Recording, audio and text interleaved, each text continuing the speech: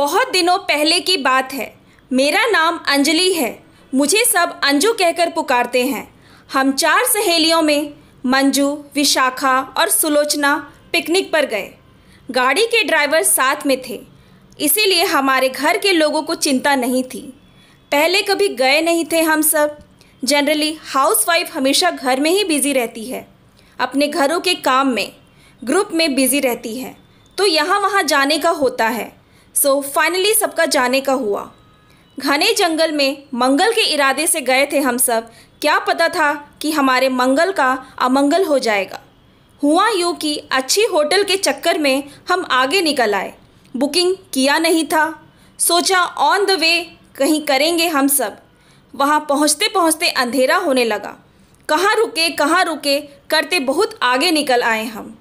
Driver भी नया था तो उसे भी ज़्यादा पता नहीं था। अंधेरे में एक घर से रोशनी सी दिखने लगी। आजू बाजू दूर तक कहीं कुछ नहीं था। एक पुराना सा बंगला था जहाँ ज़्यादा कोई रहता नहीं था, पर हमें और कोई जगह दिखी नहीं, इसीलिए रुकना वहीं चाहा। डरते डरते आगे बढ़े हम। कुछ गार्डन सा था, सो पहले पैरों को कुछ लगा।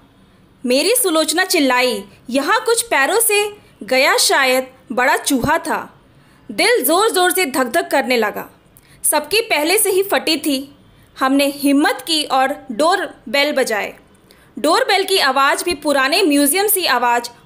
कानों में एक अलग सी गूंज आने लगी। धीरे धीरे कदमों से चलती एक बूढ़ी लेडी ने दरवाज़ा खोला।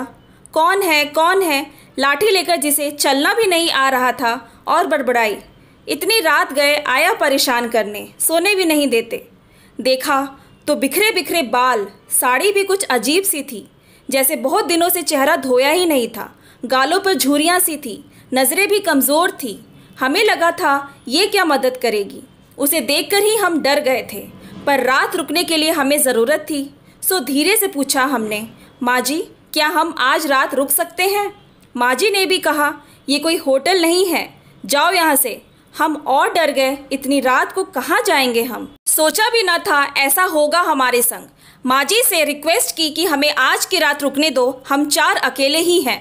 माँ जी को क्या लगा पता नहीं, कहा आ जाओ अंदर। हमारी जान में जान आई। अंदर गए, वहाँ भी सब बिखरा सा पड़ा था। मन में सोचा हम कैसे रहेंगे यहाँ, पर और कोई ऑप्शन नहीं था हमारे पास। रात भर की बात थी। माँ जी ने कहा यहाँ एक रूम में रहो। हमने ओके कहा और वो चली गई। खाना खाने का पूछना तो दूर, वो वापस नज़र ना आई। हम रूम में गए, थोड़ी सफाई की, अपनी चादर के साथ ली, वो बिछाई, और जो घर के साथ में बना कर लाए थे वो एक दूसरे के साथ शेयर कर लिया और सो गए।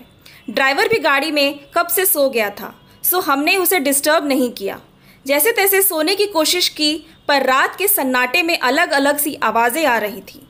कब नींद लगी पता ही नहीं चला।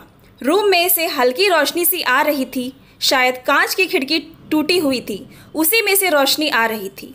नींद खुली और हम सब उठे, फ्रेश होकर बाहर आए और माँ जी आवाज़ देने लगे, पर माँ जी की कोई आवाज़ नहीं आई। हम इधर उधर ढूंढने लगे, पर माँ जी कहीं नहीं। रूम में देखा, बाहर देखा, सब कुछ, पर माँ जी का कोई पता नहीं। ड्राइवर भी ढूंढते हुए आया और कहा, मैडम जल्दी चलो यहाँ से। हमने कहा पहले माँ जी से मिल ले, यहाँ रुके थे तो। ड्राइवर ने कहा, कौन माँ जी? मैंने यहाँ सबसे पूछा, ये बंगला कई सालों से खाली है, यहाँ कोई रहता ही नहीं है। फिर कौन से माँ जी?